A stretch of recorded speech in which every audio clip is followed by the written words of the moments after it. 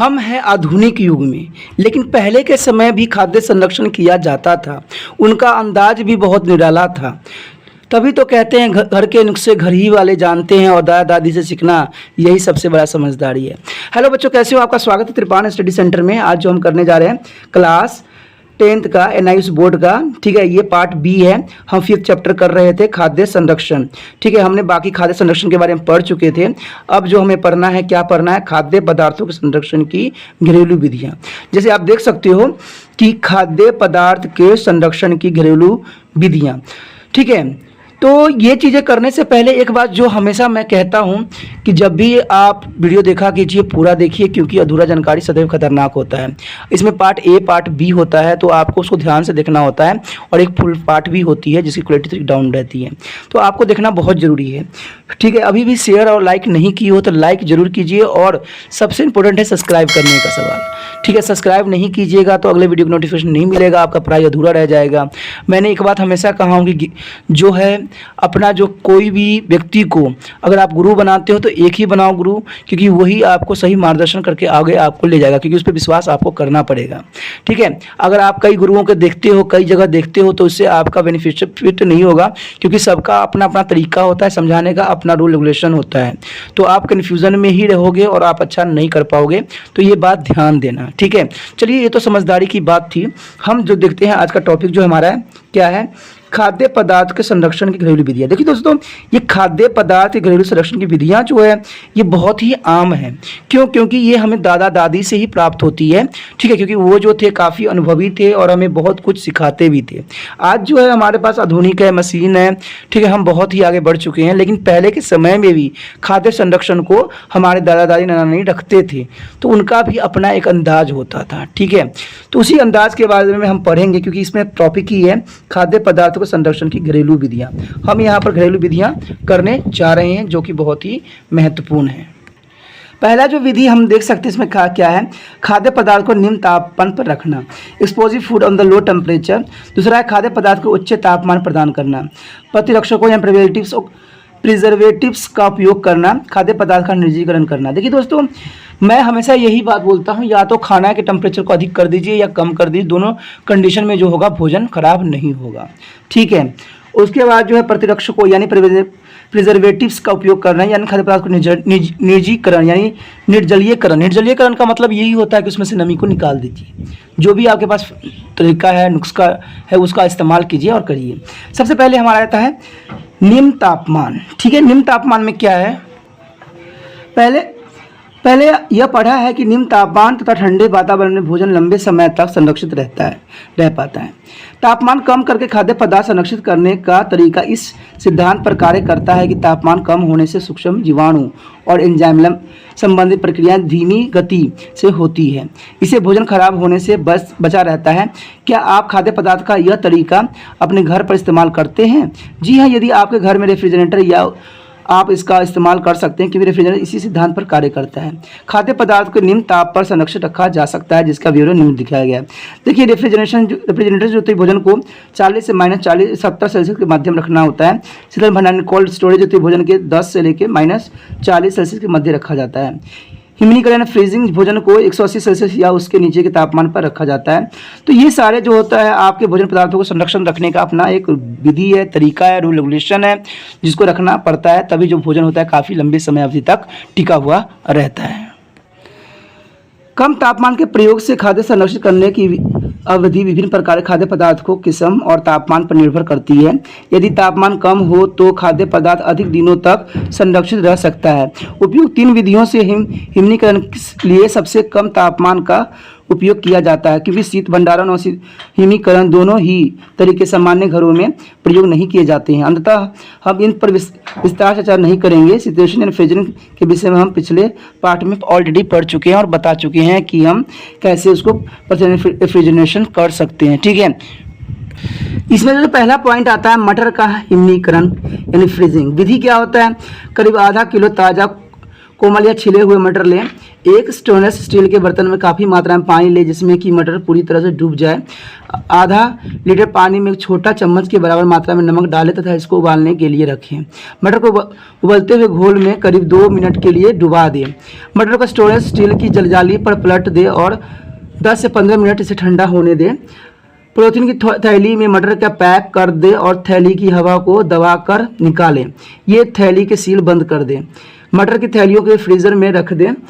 अब इस तरह से क्या होगा, इसी तरह दूसरी सब्जियों जैसे पत्ता गोभी, फलियां, गाजर आदि भी संरक्षित किया जा सकता है। देखिए दोस्तों, इसमें यही होता है कि हम नमक लगा के रख देते हैं, फ्रीजिंग कर देते हैं, तो ये काफ़ी समय तक रहने की चांसेस रह जाती है। ठीक है, उस बना रहता है। आगे है हमारा क्या, जमी हुई सब्जियों का उपयोग। देखिए जमी हुई सब्जियों का हम उपयोग किस तरह से कर सकते हैं। फ्रिज से जमी हुई थैली निकालें और उपयोग करने से 1.5 घंटे या 2 घंटे पहले उसे कमरे के तापमान पर आने दें। इन्हें एक जाली पर रख कर कुछ समय के लिए बहते हुए पानी के नीचे रखने के बाद इसका उपयोग करें। इससे ये होता है कि वो फल जो होता है या सब्जी होती है वो ताज़ी रह जाती है। जमी हुई सब्जियां 6 महीने तक फ्रिज में रखा जा सकता है। जो जमी हुई सब्जियां होती है दोस्तों, उसको 6 महीना तक आप फ्रिज में संरक्षित करके रख सकते हो। ठीक है, फल व सब्जियों की हिमनीकरण के दौरान रखी जाने वाली सावधानियां। देखिए अब इसको रखने के लिए कुछ सावधानियां भी बरतनी पड़ेगी जो बहुत काफ़ी महत्वपूर्ण बन जाती है। पैकिंग का सामान जैसे कि पॉलीथीन बैग काफ़ी मजबूत होना चाहिए जो कि भोज्य पदार्थ को फैलने का दबाव सहन कर सके। ठीक है, क्यों फ्रीजिंग करोगे तो वो थोड़ा फैलेगा ही फैलेगा। भोज्य पदार्थ को एक बार फ्रीज से निकाल कर कमरे के तापमान पर लाने के बाद दोबारा नहीं जमाया जाना चाहिए, यानी दोबारा उसको मत रखिए फ्रीज में। एक बार निकालिए तो एक ही बार यूज़ कीजिए। छोटे पैकेज बनाने के लिए ताकि उसका निकाला हुआ भोज्य पूरा उपयोग में लाया जा सके, यानी छोटे छोटे उसको पार्ट में बनाइए और उपयोग में न आने वाले भोजन खराब होने से बच सके। ऐसा करने से जो बचे भोजन को पुण्य जमाने से भी बचाया जा सकता है। तो ये बहुत ही महत्वपूर्ण कारण बन जाता है। आगे है पैकेज को सील करने से पहले हवा को सावधानीपूर्वक पूरी तरह से निकाल देना ही समझदारी कहलाती है। फ्रिज को बार बार नहीं खोलना चाहिए, इससे भी जो होता है फूड उसमें रखी होती है वो उसका संरक्षण नहीं हो पाता है। आगे क्या है, हमें देखिए जमे हुए भोजन से बर्फ को निकालने की प्रक्रिया को द्रवण या स्वेदन कहते हैं। ठीक है, इसमें यही बात बताई गई है कि उच्च तापमान में सूक्ष्म जीव तथा एंजाइम नष्ट हो जाते हैं और इस प्रकार भोजन सुरक्षित रहता है, वह खराब नहीं होता है। क्या तापमान वृद्धि से सभी प्रकार के जीवाणु नष्ट हो जाते हैं? नहीं, कुछ सूक्ष्म जीवाणु उच्च तापमान पर भी नष्ट नहीं होते हैं। तो आपको पता ही है कि बहुत से माइक्रो ऑर्गेनिज्म होते हैं वो उच्च तापमान पर भी नष्ट नहीं होते हैं। ठीक है, यदि इन सूक्ष्म जीवाणु को नष्ट नहीं किया जाता है तो ये खाद्य पदार्थ को खराब कर देते हैं। उच्च तापमान का प्रयोग करके खाद्य पदार्थ संरक्षण की 2 और भी पद्धति हैं। एक है पास्चुराइजेशन यानी प्रस्तुतीकरण और एक है बीज संक्रमण यानी स्टेरिलाइजेशन। यानी पास्चुराइजेशन और स्टेरिलाइजेशन 2 एक विधि है जिसके द्वारा हम इसको काफ़ी दिनों तक संरक्षण कर सकते हैं। ठीक है, सबसे पहले हमारा क्या है पास्चुराइजेशन। ठीक है, यानी प्रस्तुतीकरण। तो पास्चुराइजेशन जो है क्या है देखते हैं।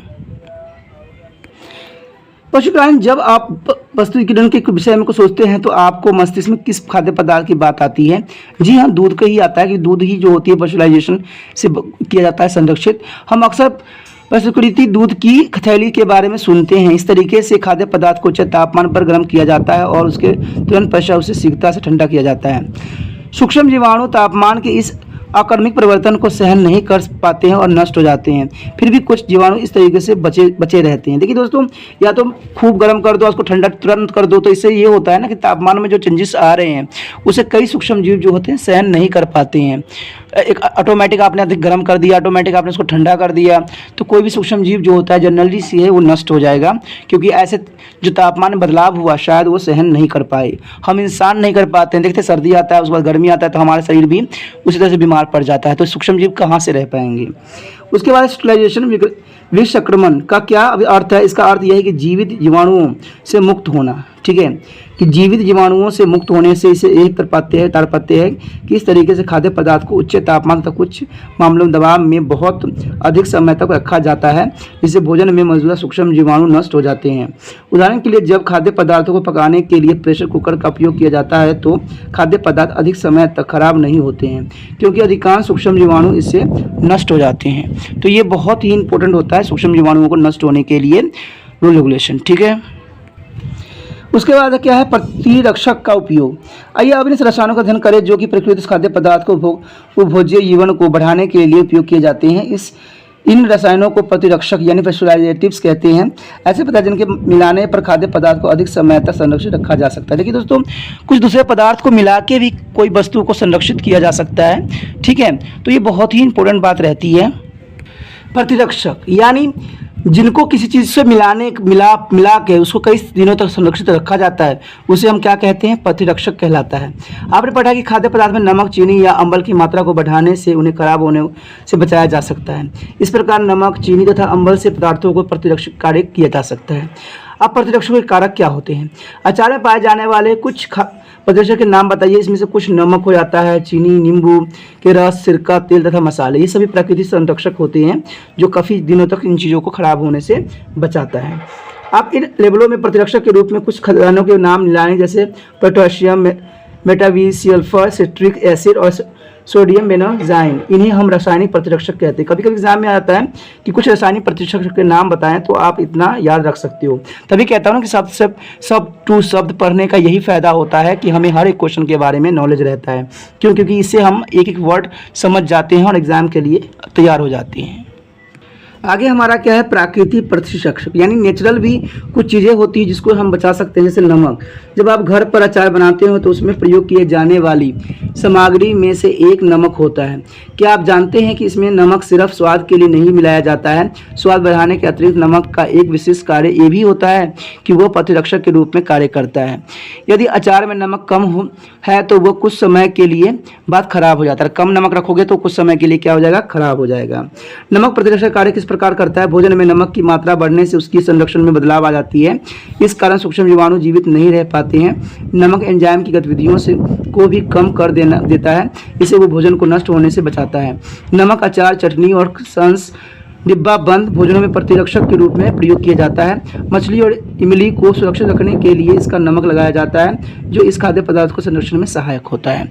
उसके बाद जो दूसरा है वो है चीनी, ठीक है। चीनी, क्या आप चीनी द्वारा संरक्षित कुछ खाद्य पदार्थ के बारे में सोच सकते हैं? जी हाँ, खाद्य पदार्थ जैसे जैम, जेली, मुरब्बा, स्क्वैश आदि अचार और चटनी के भी तरह इस खाद्य पदार्थ में चीनी का उपयोग केवल स्वाद के लिए नहीं अतुल उन्हें संरक्षित करने के लिए भी किया जाता है।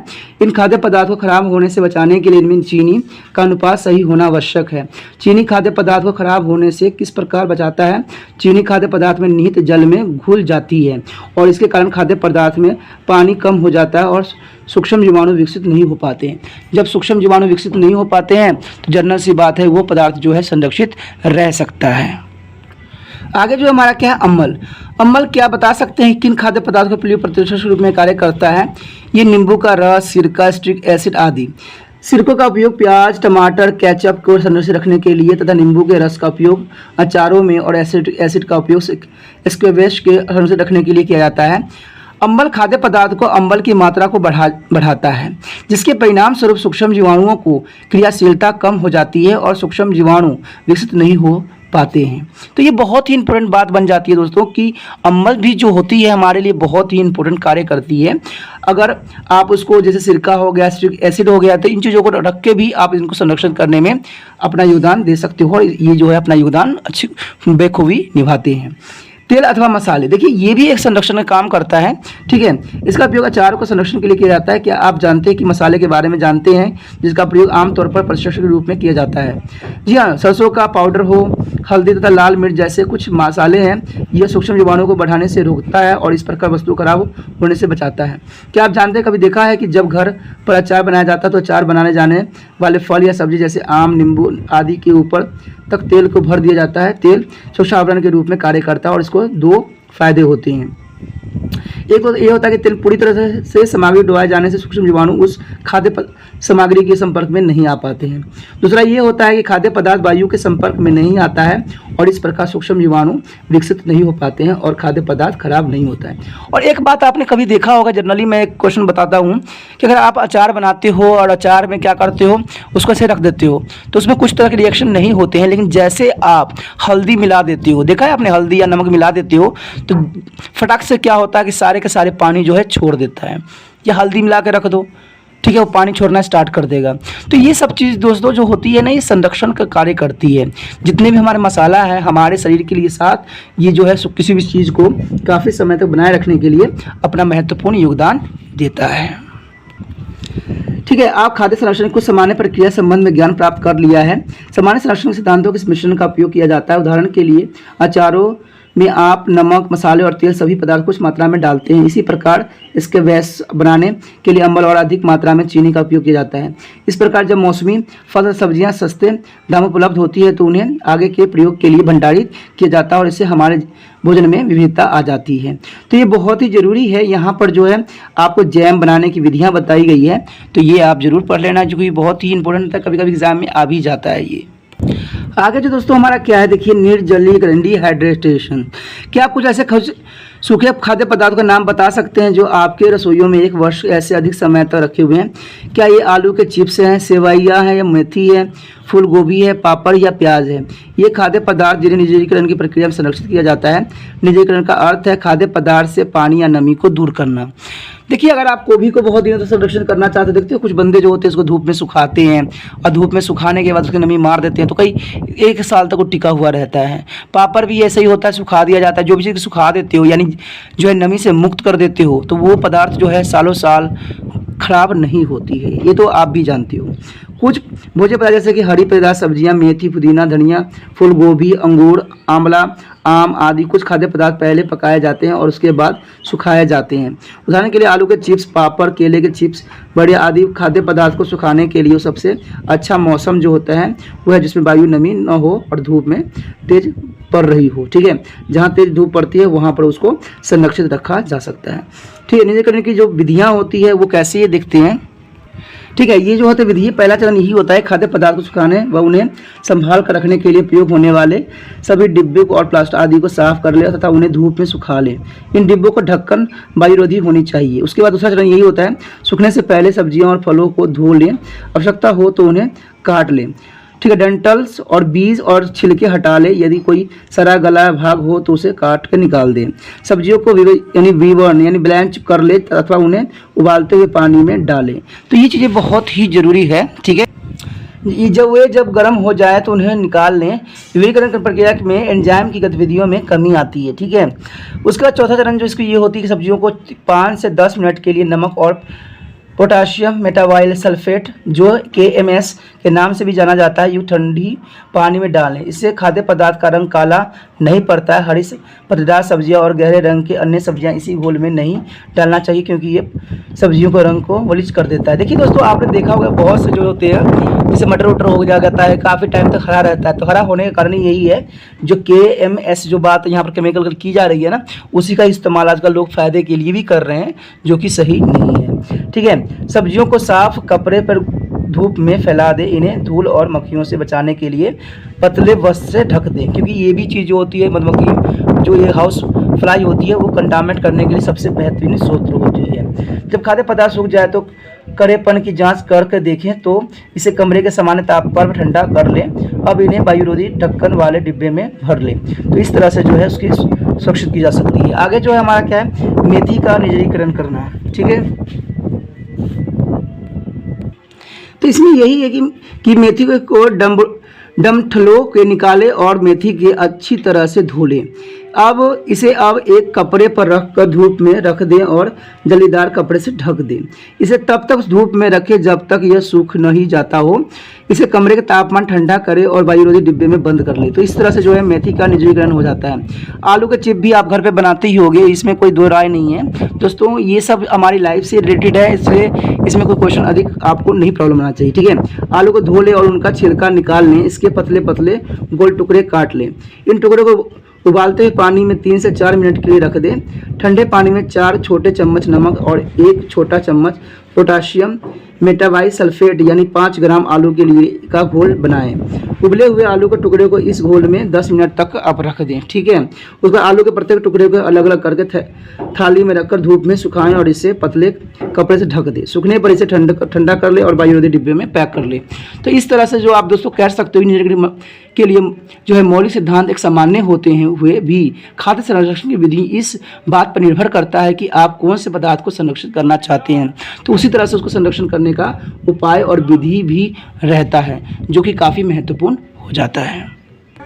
आगे जो हमारा क्या है, कुछ उपयोगी सुझाव। देखिए, कुछ उपयोगी सुझाव भी यहाँ पर दिया गया है। क्या दिया गया है? खाद्य पदार्थ बनाने और इसका भंडारण करते समय सफाई का ध्यान रखें। खाद्य पदार्थ पकाने और रखे जाने वाले बर्तन और डिब्बे पूरी तरह से साफ और धूप में सुखाए हुए होने चाहिए। डिब्बे वायुरोधी होना चाहिए। तो देखिए, ये चीज़ें तो बहुत ही आम रहती है कि कोई चीज़ रखने से पहले डिब्बों को अगर नहीं सुखाइएगा तो उसमें कुछ नमी रह जाएगी और उससे जो होता है भोजन कंटामिनेट हो जाएगा। ये तो आम बात है। अचारों को सुरक्षित करते समय इस बात का ध्यान रखें कि सब्जियां तेल में पूरी तरह से डूबी हुई हो, ताकि वायु के संपर्क में न आ सके। तेल को अगर संरक्षण, देखिए, कोई वस्तु को अगर तेल में संरक्षण करना चाहते हैं तो पूरी तरह से तेल में डूबा होना चाहिए। अगर डूबा रहेगा तो जो है बाहरी पार्ट ऊपर नहीं रहेगा और भोजन खराब नहीं होता है। ठीक है। संरक्षित खाद्य पदार्थ का प्रयोग करते समय साफ चम्मच का उपयोग करें। देखिए, अगर साफ चम्मच का उपयोग नहीं कीजिएगा, कंटामिनेट कीजिएगा तो जनरल सी बात है वो भी खराब कर सकता है। खाद्य पदार्थ को वांछित मात्रा निकाल लेने के तुरंत बाद ढक्कन बंद कर दें। ठीक है, जैसे निकाल लिया आपने, उसके बाद तुरंत ही ढक्कन बंद कर दें कि उसमें नमी का प्रवेश न हो, न ऑक्सीजन का प्रवेश हो। ठीक है। सांस वाली आदि खाद्य पदार्थ के लिए बोतलों को कीटाणु रहित किया जाना चाहिए और जब तक इसकी आवश्यकता न पड़े उन्हें गर्म पानी में ही परे रखना देना चाहिए। आप संरक्षित खाद्य पदार्थ को बोतलों में डालकर उन्हें 30 से 40 मिनट के लिए पानी में गर्म करके भी कीटाणु रहित कर सकते हैं। इसमें दोस्तों सबसे मुझे जो इम्पोर्टेंट दिख रहा है, इसमें आपको ये क्वेश्चन जरूर आ सकता है कि खाद्य पदार्थ और उसके प्रतिरक्षक। तो खाद्य पदार्थ जो है उसके प्रतिरक्षक कौन होगा, इस पे बहुत इंपॉर्टेंट बात आ जाती है, क्योंकि कई बार इस एग्जाम में आ जाता है। ठीक है, तो मैंने इसको छोड़ना मुनासिब नहीं समझा, इसको बताना सही समझा। ठीक है, तो ये जो है कुछ आपको दिख रहा है प्रतिरक्षक है, इसमें सारी चीज़ों के नाम दिए हुए हैं। ठीक है, यहाँ पर है उनके आम का जैम, नींबू का अचार, आलू के चिप्स, टमाटर का केचप, स्क्वैश। ठीक है, तो ये सब चीज़ें जो होती है कैसे हम संरक्षित कर सकते हैं, तो ये बहुत ही इंपॉर्टेंट बात बन जाती है। क्यों? क्योंकि उसको कैसे संरक्षित करना है ये आपको पता होना चाहिए। जैसे कि आम का जैम है, तो आम का जैम जो है वो संरक्षित कैसे होता है? आम के जैम में आपको पता ही है कि अगर आप चीनी में डाल देते हो आम का जैम तो काफ़ी दिनों तक ये जो होता है संरक्षित रह सकता है। ठीक है। नींबू का अचार में क्या होता है? नींबू के अचार में हम क्या डालते हैं? नमक डालते हैं, जिसकी वजह से उसकी पानी निकल जाए। ठीक है, तो ये बहुत ही महत्वपूर्ण बन जाती है। उसके बाद अगर आपको पता ही होगा कि आलू का चिप्स जो होती है हम क्या करें, आलू के चिप्स को कैसे रखें। ठीक है, अगर आलू के चिप्स को कहते हैं धूप में सुखा देना, लेकिन धूप में सुखाने की यहाँ पर बात तो की नहीं गई है। तो जनरल सी बात है, आलू के अगर चिप्स को आप कई दिनों तक संरक्षित रखना चाहते हो तो इसको जो होगा पोटाशियम मेटाबाइसल्फेट में डालना बहुत ही उपयुक्त होगा। क्यों? क्योंकि ये भोजन को संरक्षित करने में काफ़ी महत्वपूर्ण योगदान देती है। क्यों? क्योंकि जो पोटाशियम मेटासल्फेट जो है, अभी हम पहले पिछले भी पढ़ चुके हैं कि काफ़ी जगहों पे इसको इस्तेमाल किया जाता है संरक्षण के लिए। तो ये संरक्षित करने का सबसे आसान और सबसे महत्वपूर्ण विधि है जिसका हम उपयोग कर सकते हैं। ठीक है, उसके बाद है टमाटर का केचप। देखिए, टमाटर का केचप जो होती है वो थोड़ा सा डिफरेंट होती है, क्योंकि इसको काफ़ी दिनों तो लोग संरक्षित करके रखते हैं और ये बहुत ही ज़रूरी भी है संरक्षित करने का तरीका। क्योंकि इसको रखने के लिए हम सबसे पहले क्या करेंगे, ठीक है, तो इसमें जो होता है हमारे इसके लिए सिरका होता है, क्योंकि सिरका जो होती है वो टमाटर के केचप के लिए काफ़ी इंपॉर्टेंट होती है। उसके बाद स्क्वैश है, स्क्वैश के लिए आपको पता है सबसे अच्छा तरीका जो है साइट्रिक एसिड है, जिसके बारे में हम पढ़ चुके हैं। ठीक है दोस्तों, ये बहुत ही इंपॉर्टेंट था।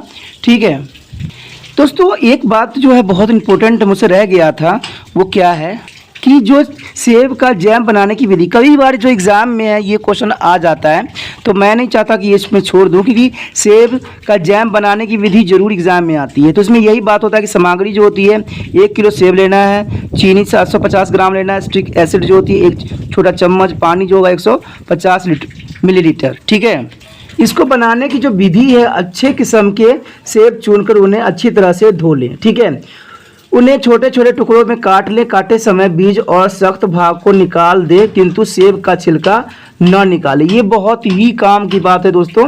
ठीक है, उसके बाद पानी में पकाएं जब तक कि टुकड़े नरम न हो जाएं। आप उसे प्रेशर कुकर में 1 सीटी आने तक पका सकते हैं, जो कि बहुत आसान तरीका रहता है। सेब गुद्दे को छन्नी से सावधानीपूर्वक छान लें। इसे लगातार हिलाते हुए इसे सकरा या एसिटिक एसिड मिलाएं। मिश्रण को तब तक पकाए जब तक कि वह प्लेट से चिपक न जाए। ठीक है, जैम जो होता है गर्म जैम को चौड़े मुंह की जो है कीटाणु रहित बोतल में डालें और ठंडा होने दें। ये किसी ठंडे स्थान पर संभाल कर रख दें। ठीक है, तो इस तरह से जो है आप जैम को तैयार कर सकते हो, सेब के जैम, जो कि बहुत उपयोगी है और कई बार एग्जाम में ऐसा क्वेश्चन आया है। ये 100% है और प्रैक्टिकल में भी आपका ही रहता है, इसलिए जानना बहुत ही ज़रूरी हो जाता है। उसके बाद जो है निस्सर्दिक प्रशिक्षण, जैम की बूंद को बर्फ जितने ठंडे पानी में डालें। यदि वह फैल जाती है तो इसे और ठंडा किए जाने की आवश्यकता है। यदि यह एक ही स्थान पर जमा हुआ जाता है तो यह जैम तैयार है। उसके बाद है रासायनिक प्रतिरक्षण का प्रयोग। देखिए दोस्तों, संतरे का कैवेक्स कैसे बनाया जा सकता है। संतरे का रस 1 लीटर ले लीजिए, चीनी 2 किलोग्राम और पानी 1 लीटर, पोटाशियम मेटाबाई सल्फेट यानी KMNS आधा चम्मच ले लीजिए, संतरे का एसेस 1 छोटा चम्मच और साइट्रिक एसिड 30 ग्राम। तो इस तरह से जो है, अगर देखते हैं इसका विधि क्या है। देखिए, इसका विधि जो होता है, स्कैवेस रसदार फलों से बनाया जाता है। ठीक है, ये बात तो पता है कि रसदार फल जो है इसके लिए बहुत ही उपयोगी होता है। रसीले संतरे चुनिए और उसका रस निकालिए। पहले तो संतरा आपको लेना पड़ेगा और फिर उसको क्या करना पड़ेगा, उसके रस को निचोड़ना पड़ेगा, निकाल के अलग रख लीजिए। ठीक है, फिर क्या करना है, दूसरा चरण में क्या करना है, पानी, चीनी और साइट्रिक एसिड डाल लीजिए और इसको मिश्रण को तब तक उबालिए जब तक कि चीनी पूरी तरह से घुल ना जाए। अगर चीनी उसमें घुल गया है तो आधा काम तो हमारा यहीं पे हो जाता है। उसके बाद हमने क्या करना है, तीसरा चरण में ये करना है कि इसमें संतरे का रस तथा संतरे के एसेस को मिला लीजिए। संतरे और इस दोनों का एसेस को मिला लीजिएगा तो उसको वो काफ़ी मिक्स हो के काफ़ी अच्छा बन दिखेगा। ठीक है, उसके बाद चौथे चरण में क्या करना है, आपने थोड़े रस में पोटाशियम मेटाबाइसल्फेट यानी कह सकते थे आप, ठीक है, डालें और इसे तैयार किए हुए, ठीक है, स्कैवेस के मिश्रण में मिला लीजिए। जो पोटाशियम मेटाबाइफॉस्फेट है, इसको हम अभी पढ़ चुके हैं, KMS के रूप में भी जाना जाता है नाम से, जो आपको मार्केट में आसानी से उपलब्ध हो जाएगा। ठीक है, तो ये सामग्री जो है बहुत ही आसानी से आपको जो है मार्केट में उपलब्ध हो जाएगा और उसको लाके बहुत ही आसानी से आप इसको बना सकते हैं। ठीक है, उसके बाद पांचवा चरण में क्या होता है, इसे कीटाणु रहित बोतल में डालकर सील बंद कर दीजिए। देखिए दोस्तों, बोतल को तो आपको पता है कि बोतल को पहले यूज़ करने से पहले उसको साफ से अच्छे से धो लीजिए, जिसको जो है कीटाणु रहित कर दीजिए और उसके बाद जितना हो सके इसको धूप में अच्छे से सुखा दीजिए, जिसकी जो नमी हो वो खत्म हो जाए, तभी जाके इसको संरक्षित करने के लिए बहुत ही लाभदायक होगा और फायदेमंद रहेगा। ठीक है, उसके बाद हम क्या करें, इसको बोतलों को जो है कुछ सूर्य के प्रकाश में दूर और ठंडे स्थान पर रखें। इससे क्या होगा, अधिक गर्म हो जाएगा और ठंडा रहने से क्या होगा, इसके जो कीटाणु होगी वो नष्ट हो जाएगा। तो इस तरह से जो है हम जैम बना सकते हो। ठीक है, तो ये बताने की सबसे आसान विधि है और कई बार जो है आपके प्रैक्टिकल में ऐसा एक क्वेश्चन आता है। ठीक है, और कभी कभी ये क्वेश्चन आंसर में भी आता है, तो आप इसको ध्यान से पढ़ सकते हो और समझ सकते हो। ठीक है, हमारा जो अब अंतिम जो इसका टॉपिक है क्या है, देखते हैं। ठीक है दोस्तों, हमारा जो अंतिम है वो है भंडारित भोजन के रखरखाव में स्वच्छता। देखिए दोस्तों, जो भंडारित होती है कोई चीज़ को रखरखाव के लिए जो बहुत महत्वपूर्ण होता है वो क्या है, आपके परिवार सदस्य भारी मात्रा में खाद्य पदार्थ को खरीदते हैं और उन्हें घर में भंडारित करते हैं। आप जानते हैं कि इन पदार्थों को अच्छी तरह से संभाल कर रखने की आवश्यकता होती है ताकि जरूरत पड़ने पर ये हम अच्छी स्थिति में ही प्राप्त हों। आपने यह भी पढ़ा है कि भोजन की उपयोग आयु सीमित होती है। आपको पता है जितने भी भोजन पदार्थ होते हैं उनकी जो आयु होती है बहुत अल्पकालीन के लिए होती है। अगर हम उसको संरक्षण करके रख दें तो ये काफ़ी लंबी अवधि तक चल सकता है और हमारे स्वास्थ्य के लिए भी अच्छा रहता है। क्यों? क्योंकि हमारे शरीर के लिए हर एक पोषक तत्व का होना बहुत ही ज़रूरी हो जाता है। अगर ये पोषक तत्व न रहे तो शायद हमारे शरीर में कई तरह की बीमारियों से जो हम ग्रसित हो सकते हैं। तो ऐसे बहुत सी चीज़ें हैं जो हमारे शरीर के लिए स्वस्थ नहीं होती है, लेकिन ऐसे बहुत सी चीज़ें जो हैं हमारे शरीर के लिए बहुत ही फायदेमंद होती है।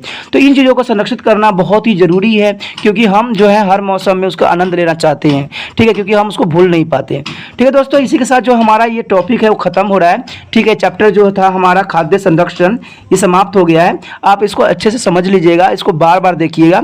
ठीक है, अगर एग्जाम से पहले 2-4 बार देख लीजिएगा तो 100% जो है इसके हर एक वर्डिंग आपके दिमाग में जरूर छप जाएगा और एग्जाम में आपको किसी दूसरे का शक्ल देखने की आवश्यकता नहीं पड़ेगा, ये मेरी गारंटी है। ठीक है, आप ये जो है आप अच्छे से इसको समझिए, सोचिए और विचार कीजिए और इसके जो महत्वपूर्ण क्वेश्चन हैं उसको जरूर नोट कर लीजिए। ठीक है, क्योंकि वो चीज़ें आपके लिए बहुत ही फायदेमंद रहेगा। ठीक है, जो जैम के मैंने प्रक्रिया बताया है कैसे बनाया जाता है, तो वो सब बातें याद कर लीजिएगा अच्छे से। ठीक है दोस्तों, आपने जो त्रिपाण स्टडी सेंटर के साथ व्यतीत किया उसके लिए धन्यवाद। ठीक है, अगर आप त्रिपाण स्टडी सेंटर को धन्यवाद करना चाहते हो तो चैनल को जरूर सब्सक्राइब कर लीजिए। आपका सब्सक्राइब करना ही आपको ये होगा कि आपने मुझे गुरु माना है और आप इस चैनल के साथ जुड़ गए हो, ठीक है। तभी मुझे एहसास होगा कि आप इस चैनल के साथ जुड़े हुए हो। अगर आप सब्सक्राइब नहीं करोगे तो मुझे नहीं पता लगेगा कि आप इस चैनल के साथ जुड़े हो और इसका फ़ायदा उठा रहे हो, ठीक है दोस्तों। आसपास जो आपके दोस्त होंगे जो NIS बोर्ड में पढ़ रहे हैं, उनको भी इस चैनल के बारे में बताइए कि वो भी इसका फ़ायदा उठा सके। क्योंकि बहुत से बच्चे जो होते हैं 9th में फेल हो जाते हैं, तो वो 10th क्लास NIS बोर्ड से करते हैं, पंजाब बोर्ड से करते हैं या UP बोर्ड से करते हैं। तो इन चीज़ों बच्चों के लिए बहुत ही फ़ायदेमंद ये हो सकता है, ठीक है, और आपके लिए भी है। इसलिए दोस्तों हम अगले टॉपिक में, अगले जो है नए टॉपिक के साथ हम मिलेंगे। ओके दोस्तों, अपना ध्यान रखना, बाय।